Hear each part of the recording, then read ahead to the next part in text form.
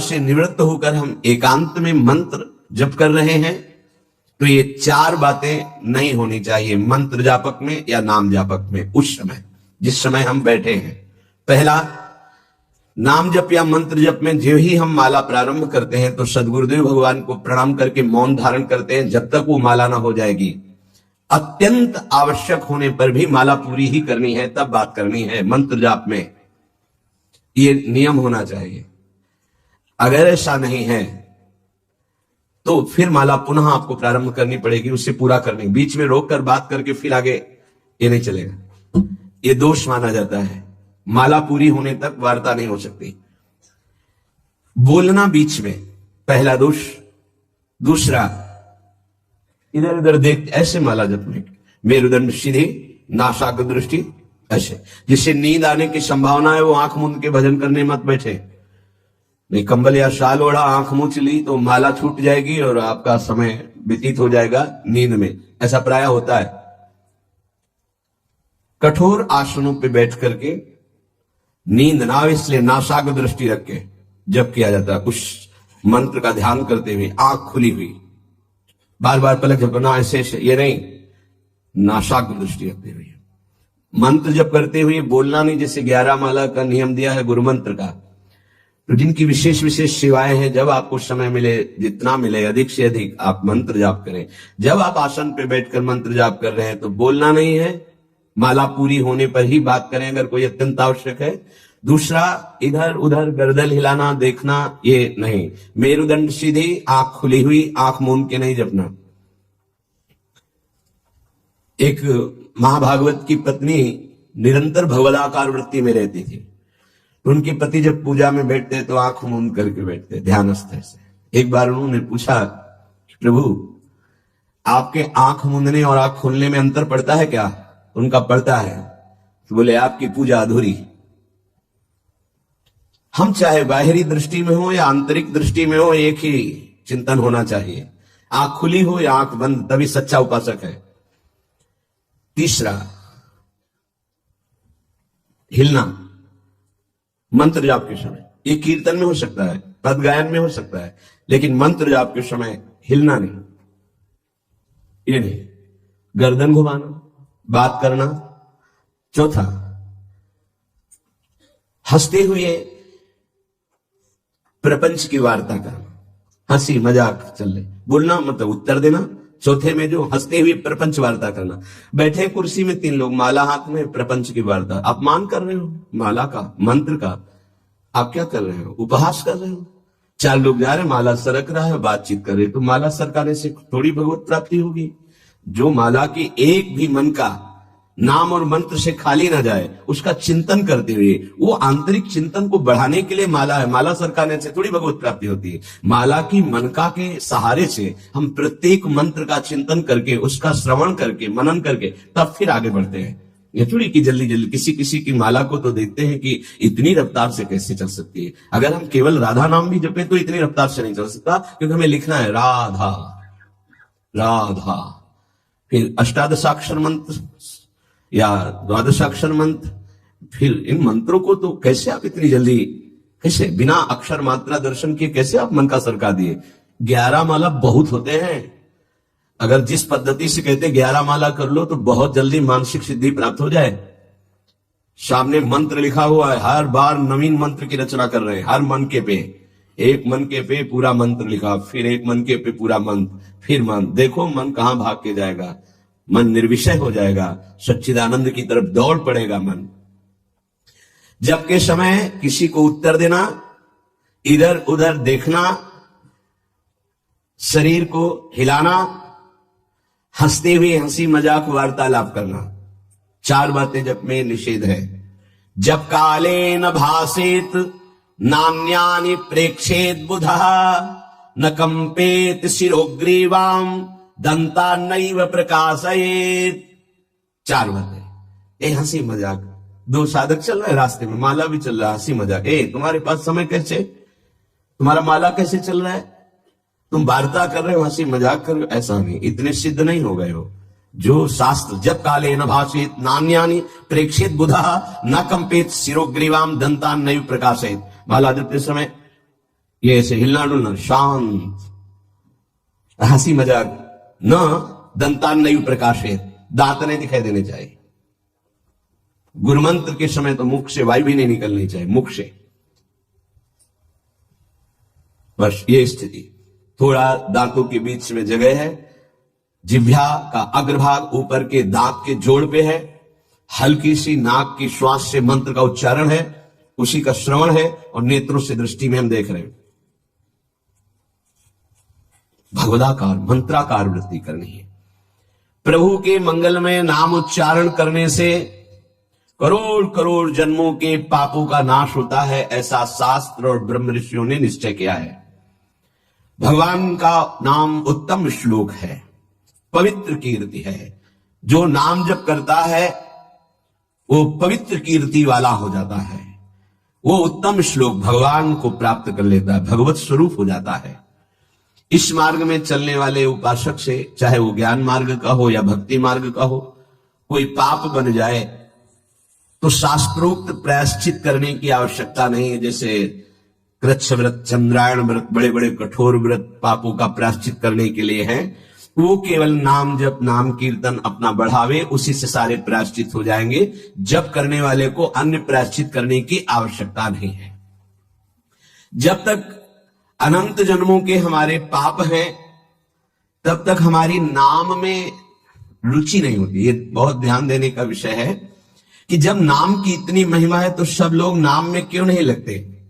बोले इसलिए नहीं लगते कि इतने पाप हैं कि नाम की तरफ रुचि ही नहीं हो सकती। जैसे कोई कहे कि चीनी चीनी चीनी कहने से तो क्या मुंह में मिठास आ जाएगी क्या? भोजन भोजन भोजन करने से क्या पेट भर जाएगा क्या? तो ऐसे कृष्ण कृष्ण राम राम राधा राधा करने से क्या राधा मिल जाएंगे क्या? बड़े तर्क होते हैं ना दिमाग में। वो जड़ वस्तु है, वो न पहले थी न बाद में रहेगी, बीच में भी उसकी सत्ता नहीं है। नासतो विद्यते भाव। और जो भगवान को अधीन कर ले, भगवान से भी महान, जिसकी महिमा स्वयं भगवान नहीं वर्णन कर सकते। कहूं कहां लगी नाम बढ़ाई, राम न सके नाम गुण गाई। वो इन भौतिक पदार्थों के नाम जैसा नहीं है, वो सच्चिदानंद है। स्वप्रधानमेव पुरुषोत्तम कीर्तनम पाप प्रध्वंसन हेतु। जो भगवान पुरुषोत्तम का नाम कीर्तन करता है, उसे अन्य साधन करे या न करे, प्रधान साधन नाम जप या नाम कीर्तन उसके सर्वस्व पाप का नाश कर देता है। किसी दूसरे प्रायश्चित के स्पर्श की भी आवश्यकता नहीं है। केवलमेव हरि कीर्तनम कृष्ण पापक्ष हेतु नान्य समुचितम नतरा मन्यांग भूतम। केवल नाम जप नाम कीर्तन संपूर्ण पाप और पाप प्रवृत्ति को विध्वंस कर देता है। अन्य किसी साधन के अंगभूत की आवश्यकता नहीं है। हो रहा है अच्छा, नहीं हो रहा तो चिंता की बात नहीं है। संपूर्ण पाप और पाप प्रवृत्ति का नाश करने के लिए केवलमेव हरि कीर्तनम, केवल भगवन नाम कीर्तन, भगवन नाम जप। नरक हेतु संस्कारः प्रायश्चित्तैर् निर्वर्तेत् न सजाति योत्पादकः भक्त्या पुनरुभव विधोपीति भक्तेरे वात्यंतिक शुद्ध हेतुत्वम न कर्मणाम। जैसे निश्चित हो चुका है, आपके पाप कर्म से बन चुके कि नरक जाना है, निश्चित हो चुका है। अब उसको मिटा सकता है तो केवल नाम जब मिटा सकता है, दूसरा कोई साधन नहीं। न कर्मणाम, कोई ऐसा कर्म नहीं कि तुमको रोक सके नरक जाने से। ऐसे आचरण बन गए तो बोले नरक का हेतुभूत जो कर्म हुआ, जो पाप जमा हुए, उसमें भस्म करने के लिए और भी प्रायश्चित हो सकते हैं, लेकिन उसकी जो वासना है, जो संस्कार है, जो पाप प्रवृत्ति है, वो किसी में नष्ट करने की सामर्थ्य नहीं, किसी कर्म में। वो केवल नाम जप में है।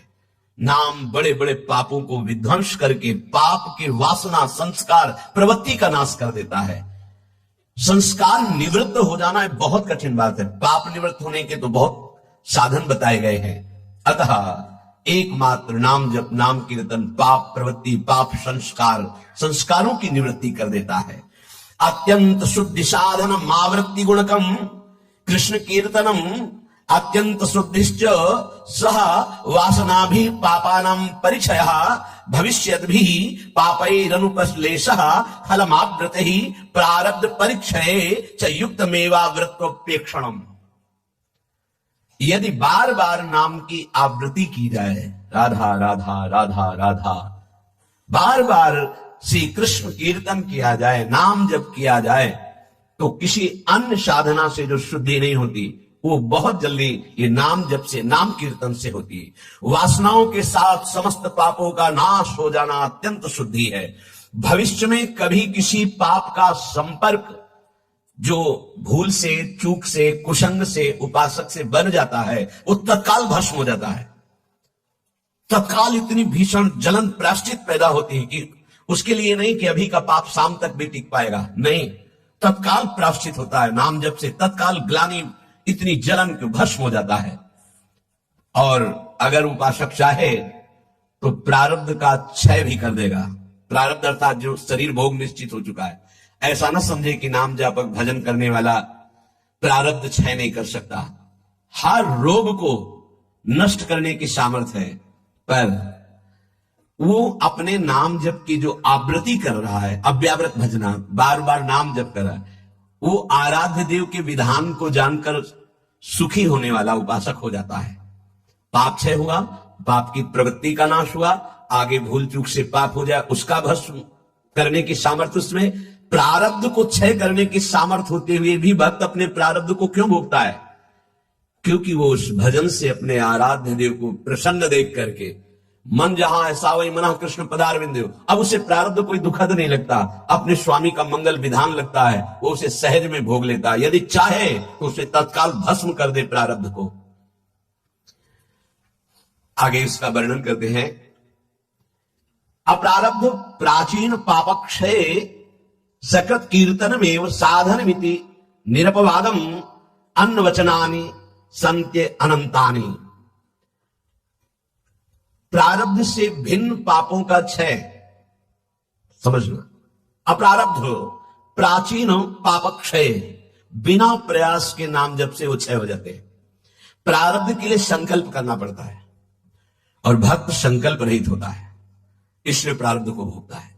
जो प्राचीन पापाक्षय अप्रारब्ध, जो प्रारब्ध में नहीं है, पूर्व संचित जमा पाप कर्म है, वो सकृत कीर्तन में साधन भी थी, एक ही साधन भगवन नाम कीर्तन, भगवन नाम जब वो स्वाभाविक नष्ट हो गया। निरपवादम, इसमें किसी का कोई तर्क नहीं है, पर प्रारब्ध को क्षय करने के लिए संकल्प करना होता है। ये मेरा रोग नष्ट हो जाए, ये कभी भक्त नहीं कर सकता। इसीलिए बड़े बड़े संतों को कष्ट में देखा गया शारीरिक। अप्रारब्ध स्वाभाविक क्षय हो जाएगा, पर प्रारब्ध के लिए संकल्प करना पड़ेगा। इसलिए भक्तजन अत्र वचनानि संत अनंतानि, संतों के अनंत वचन पाए गए। क्या कि जैसे मेरे प्रभु रख रहे हैं वैसे मैं बहुत राजी हूं, मेरे स्वामी जैसे मुझे रख रहे हैं, जो ही प्यारो करे सोई मुझे भावे, तेरा किया मीठा लागे। क्या बड़े बड़े महापुरुष के तेरा किया मीठा लागे। प्रभु आप जो विधान कर रहे हो, वो प्रारब्ध क्षय के लिए संकल्प नहीं करते। कीर्तनात् पापक्षय तदा वृत्त्या तद विषयाणाम वासनानाम प्रचयः अपचयश्च पाप वासनानाम ततो भगवज्जनो सेवा सात्यताम तदुपवर्णित महिमनि भगवती पुण्य श्लोक से करे भगवती नैष्ठिकी भक्ति तत्शोकादि नाम अत्यंतोच्छेद ततः सत्वस्य परमोत्कर्षः तत्व साक्षात्कार ततो मुक्ति रीति अयमर्थः। ओह, बड़ी अद्भुत बात वर्णन कर रहे हैं। ये कीर्तन केवल पाप का ही नाश नहीं करता, नाम जप, ये नाम जप बार बार जो आवृत्ति की जाती है, इससे उपासना की वृद्धि होती है, वासनाओं का नाश होता है। इसके पश्चात भगवत प्रेमी महात्माओं का सानिध्य मिलता है। ये बड़े गूढ़ विषय है। जब तक आपके पाप क्षय नहीं हुए तो आप संतों के सन्मुख नहीं पहुंच सकते। भगवत कृपा हुई, कैसे पाप क्षय हुए? श्रवण सुजस सुनी आयऊ, जब कान में श्रवण में हमारे भगवतीय सिद्धांत नाम महिमा पड़ी तो सुन सुन के हमारे हृदय में इच्छा जागृत हुई, चलो संत दर्शन करते हैं। भजन का फल हुआ संत दर्शन, नाम जप का, नाम कीर्तन का फल हुआ भगवत प्रेमी महात्माओं का सानिध्य संग। ततो भगवत जन सेवा सात्यतम, फिर उसके हृदय में उन महापुरुषों की सेवा करने का मन होता है, क्या करूं जिससे ये प्रसन्न हो जाए। फिर उन महापुरुषों के द्वारा ततः तदुपवर्णित महिमनि भगवती पुण्य श्लोक शेखरे भगवती नैष्ठ की भक्ति, कैसे प्रभु में निष्ठा जागृत होती है वो उपदेश करते हैं। किनको? निज जनों को। निज जन कौन? जो नाम जप नाम कीर्तन के द्वारा जिनका पाप क्षय हुआ, पाप वासनाएं नष्ट हुई, एक उपासना जागृत हुई कि हमें संतों का सानिध्य मिले, भगवत कृपा से संत सानिध्य मिला, उनके हृदय में एक नई इच्छा जागृत हुई, इनकी सेवा मिले, इनको कैसे प्रसन्न करूं। जब उनकी आज्ञा और सेवा में तत्पर हुए तब उन्होंने अपने हृदय की उपासना दे दी। उससे क्या हुआ? बोले भगवती नैष्ठ की भक्ति, निष्ठा पूर्वक भगवान की भक्ति का जागरण हुआ। ततः शोकादि नाम अत्यंत उच्छेद, समस्त चिंता भय शोक दुख का जड़ से नाश हो गया। जब संत गुरुजनों के द्वारा दी हुई उपासना से भगवान की भक्ति हुई तो शुद्ध नैष्ठिक भक्ति का जागरण हुआ, तो शोक चिंता भय दुख क्लेश अशांति मृत्यु इनका सब भय जड़ मूल से उच्छेद हो गया। आदि नाम तथा शोकादि नाम अत्यंत उच्छेद, अत्यंत, अब दोबारा कभी ये नहीं जग सकते। तथा सत्व से परमोत्कर्ष, अब उसके हृदय में प्रेम का उत्कर्ष हुआ। अगर वो चाहता है कि तत्व साक्षात्कार, तो परमोत्कर्ष तत्व साक्षात्कार तत्व मुक्ति, उसको तत्व बोध हो जाएगा और मोक्ष हो जाएगा। अगर वो ये नहीं चाहता है तो प्रेम प्राप्त हो जाएगा। भगवत लीला धाम में प्रवेश, दोनों तत्व बोध हो जाना या भगवत प्रेम, दोनों नाम जापक नाम कीर्तन करने वाले को प्राप्त हो जाता है। तो सर्वेशाम अपि भगवन नामम प्रत्येक मेहतादृशम सामर्थ्यम न चा नरक सृष्टे लानर्थक्यम दग्धेपि कश्चितम प्राचीने पापमनि, तब तो फिर नरक तो कोई जाएगा ही नहीं, तो नरक की सृष्टि करना व्यर्थ हो जाएगा। यदि नाम जप नाम कीर्तन सब करेंगे तो सबके पाप नष्ट हो जाएंगे, सब तत्वबोध सब भगवत प्रेम प्राप्त कर लेंगे। तो नरक सृष्टि लानर्थक्यम, बेकार की नरक की सृष्टि हुई। दग्धेपि कर्तचित प्राचीने पापमनि, क्योंकि पूर्व पापी नरक में दग्ध करते हैं, जलाते हैं, कष्ट भोगाते हैं, और वो तो नाम जप नाम कीर्तन से नष्ट हो जाता है। तो कह रहे हैं तदुत्तर काल भावी भी रंगो भी महदवा मानिश्च नरकपातस्यापि संभवात्। बड़ा सूक्ष्म विषय वर्णन करते हैं। ना चावृत्ति गुणकमेव कीर्तनम सर्वस्यापि भविष्यतीति कश्चिदस्ति नियमः। एक तो सब नाम महिमा सुन भी नहीं पाएंगे। भारत में कितनी जनसंख्या है? 135-40 करोड़ तो है ही है। क्यों? ऐसे ही तो है 140 करोड़। क्या सब नाम महिमा सुनते हैं? क्या सब भगवान नाम कीर्तन करते हैं? नहीं। तो कह रहे हैं ये बात मत सोचो कि कोई नरक नहीं जाएगा, बहुत जाएंगे, क्योंकि नाम कीर्तन नाम जप में सब थोड़ी लगे हैं। दूसरी बात, जो नाम में लगे भी हैं वो कह रहे हैं कि संभावना है उनकी नरक जाने की। कैसे? बोले यदि किसी महापुरुष का अपमान कर दिया, निंदा कर दी, वैष्णव अपराध बन गया तो पतन होने का चांस हो जाता है। या आज्ञा शास्त्र की उल्लंघन करके कहीं ममता कर बैठे तो उसको पतन होने का चांस रहता है। बोले उदाहरण में आप बताइए कि नाम जापक कौन जो ममता करके अपनी स्थिति से भ्रष्ट हो गया? बोले अतएव भरत देवस्वापि ऋषभ देवे नानुग्रहीतस्यापि प्रतिबद्धा परोक्षानुभवत वादांतरायै अत्यंत सूक्ष्मन भगवद उपासना त्वाच तदुत्तर काल भाविना मृगाशक्ति रूपेण कर्मणा निकृष्ट देहारंभा मृगत्वमपि। जहां निरंतर भजन के लिए राज्य और पत्नी और पुत्र आदि का त्याग किया भगवान ऋषभ देव जी के पुत्र भरत जी, वही मृग की ममता में आकर के मृगाशक्ति रूपेण कर्मणा निकृष्ट देहारंभा, निकृष्ट देह मृग की प्राप्त कर लिए। अगर ममता करेंगे चूक हो जाएगी, जन्म जन्मांतर के लिए कितना जाना पड़ेगा। उनकी सावधानी ये रही कि मृग शरीर में भजन किए तो अगले बोध संपन्न जड़ भरत जी के रूप में प्रकट हुए। अगर नाम जप कर रहे हो, भजन कर रहे हो और वैष्णव निंदा कर रहे हो, संत अपमान कर रहे हो, संत द्रोह कर रहे हो, तो आपको भ्रष्ट हो जाना पड़ेगा, अपनी स्थिति से गिर जाना पड़ेगा। जय विजय योश्च वैकुंठ वासिनोरपि ब्रह्मविदो मानादधा पतनम। ब्रह्मविद महापुरुष सनक सनंदन सनातन सनत कुमार का अपराध करने के कारण वैकुंठ में विराजमान जय विजय अधापतन को प्राप्त हो गए। ब्रह्मविदवमान जनितम ही दुरितम दुरत्ययम भगवद उपासनेनापि भगवद भक्तावमान जनितम च प्रपंचितम। कह रहे हैं कि जो ब्रह्म धाम में विराजमान वैकुंठ धाम में वो जब अपराध कर दिए भक्त का, सनक सनंदन सनातन सुमनत कुमार का, तो उनको 3 जन्म के लिए अधापतन हुआ और राक्षस भाव को प्राप्त हुए, दैत्य भाव को प्राप्त हुए। तो जो भगवत भाव मान जनितम च प्रपंचितम, जो प्रपंच दृष्टि रखकर नाम जप करते हैं, भगवत भक्तों का अपमान कर देते हैं, निंदा कर देते हैं, तो महात्माओं का अपमान करने से उनकी गति बिगड़ सकती है। इसमें 3 बात बताई। पहले तो सब नाम महिमा सुनते ही नहीं है, सबके कानों में ही नहीं पहुंचती। अगर किसी के कानों में पहुंचती है तो बड़ा भाग्यशाली ही उसे पकड़ पाता है, नहीं तो छोड़ देता है। तो ऐसे लोगों की गति दुर्गति ही होती है।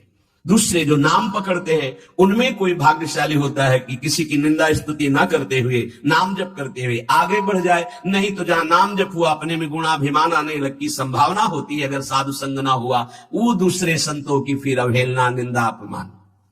देखो भाई, एक ही प्रभु है, 10-20 प्रभु नहीं है। उनके नाम अनंत है, उनके रूप अनंत है, उनकी उपासना अनंत है, उपासना की पद्धतियां अनंत है, मान सकते हैं, लेकिन प्रभु एक है, इसमें कोई संशय नहीं। अब प्रायः एक धर्मावलंबी दूसरे धर्मावलंबी की निंदा करना ही अपने धर्म की महानता समझी जाती है। हमारी समझ में कम आता है। हम किसी की निंदा कर रहे हैं, किसी का अपमान कर रहे हैं, किसी की अवहेलना कर रहे हैं, तो हम अपने आराध्य देव की आज्ञा का उल्लंघन कर रहे हैं। एकादशी स्कंद में परमार्थ का जब निरूपण वर्णन हुआ बीच में, तो उसमें था ना किसी की निंदा ना किसी की स्तुति। समझ में नहीं आता। हम समझते हैं हम अपने आचार्य की बहुत महिमा गा रहे हैं, अगर दूसरे आचार्य की निंदा कर रहे हैं, दूसरे इष्ट देव के नाम की निंदा करें तो हम अपने इष्ट देव को बहुत प्रसन्न कर लेंगे। नहीं भाई नहीं, अभी समझ में नहीं आई, अभी बुद्धि ठीक नहीं है। सर्वम खलमिदं ब्रह्म ने नानास्ति किंचन। श्री कृष्ण चंद्र जी कह रहे मत्ता परतरम नान्यत किंचित अस्ति धनंजय, मेरे सिवा कोई नहीं, फिर तुम उनके दास हो। तुमको नहीं दिखाई दे रहा तुम्हारा आराध्य देव स्वरूप में? अवहेलना, उपहास, दूसरे धर्म की अवहेलना अर्थात अपने आराध्य देव की, दूसरे वैष्णव की, दूसरे संत की, दूसरे उपासक की निंदा अर्थात अपने आराध्य देव की। कह रहे हैं जय विजय योश्च वैकुंठ वासिनोरपि ब्रह्मविदव मानादधा पतनम। अधा पतनम, वैकुंठ से पतन होना असंभव, लेकिन इस असंभव पद से भी पतन हो गया महापुरुषों का अपमान करने से। और तो सब छोटी बात है। इसलिए ध्रुवदास जी ने भी सिद्धांत विचार लीला में वर्णन किया, भक्तन के अपराध सो डरपत रहो। या एक अपराध है जो बड़ी बड़ी पदवी से तुम्हें भ्रष्ट कर देगा, तुम्हारे सारे सुकृत नष्ट कर देगा। भक्तन निंदा अति बुरी भूल करे, जिनको के सुकृत बहुत जन्म के चिन्ह में डारे खोए। अगर कहीं कोई दंभ पाखंड कर रहा, वो खुद भोगेगा, वो खुद ठग रहा है अपने आप को, खुद जल रहा है, तुम नहीं देख पा रहे। तुम अपने आराध्य देव को देखो, तुम अपनी उपासना को परिपक्व करो, तुम अपनी वासना को नष्ट करो, अपने हृदय में दंभ पाखंड मत आने दो। ये साधना है। नाम सर्व मंगलकारी। अगर महापुरुषों की स्थिति को देखो तो नाम में बहुत जल्दी प्रीति हो जाएगी। एक पलटू दास जी नाम के बहुत प्रेमी महापुरुष हुए हैं। पलटू दास जी बहुत बड़े भक्त हुए, अवधपुरी में रहते थे। ये स्वयं कह रहे हैं कि नाम भगवान ने ऐसी कृपा करी कि कीच मच गई नाम की। नाम की कीच, बिना सने कोई जाएगा नहीं। भक्तों के पास ये होता है, उनके समीप जाओ, नाम सुनने को मिलेगा, नाम महिमा सुनने को मिलेगी, और तुम्हें नाम में लगना ही पड़ेगा। ऐसी भक्ति चलावे मची नाम की कीच। मची नाम की कीच, बूढ़ा और बाला गावे, पर्दे में जो रहे शब्द सुन रोवत आवे। जैसे बोरी सखी हा प्रियाजू, हा लाडली, तो जो सुने कदम रुक जाए और हृदय में द्रवण क्रिया हो जाए, आंखों में आंसू आने लगे, प्रिया जी बाबा पे कृपा कर दो। पलटूदास बाबा जी से जब वो जोर से भगवान नाम उच्चारण करते तो कोई पर्दे में कहीं भी, घर मकान कहीं भी उसके कान में पड़ता तो रोना आ जाता। ऐसी नाम की प्रीति उनके हृदय में जगी। बोले कीच मचा दी नाम की अवध में पलटूदास बाबा। ऐसी भक्ति चलावे मची नाम की कीच, मची नाम की कीच बूढ़ा बाला गावे। पर्दे में जो रहे शब्द सुन रोवत आवे, सामने उपस्थित हो जाए। भक्ति करे निर्धार रहे त्रिगुण ते न्यारा, आवे दे लुटाए आप ना करे आहारा। जितना वैभव सुख संपत्ति आवे सब संत सेवा में, भगवंत सेवा में आप अपने हिसाब से चलना, ना करे आहारा, उस संपत्ति का भोग नहीं। भक्ति करे निर्धार, कोई आधार नहीं, कोई पदवी, कोई मोक्ष, कोई कल्याण, कोई निमित्त नहीं। सहज भक्ति रहा त्रिगुण ते न्यारा, सतोगुण रजोगुण तमोगुण तीनों से ऊपर उठा हुआ महापुरुष नाम जापक साधु। आवे दे लुटाए आप ना करे आहारा, आए हुए संपत्ति वैभव को संत सेवा भगवंत सेवा आप उसका भोग नहीं। मन सबको हरिले सबन को राखे राजी, सबन को राखे राजी, ये भक्ति की महिमा है। मन सबको हरिले सबन को राखे राजी, किसी का भी द्रोह नहीं।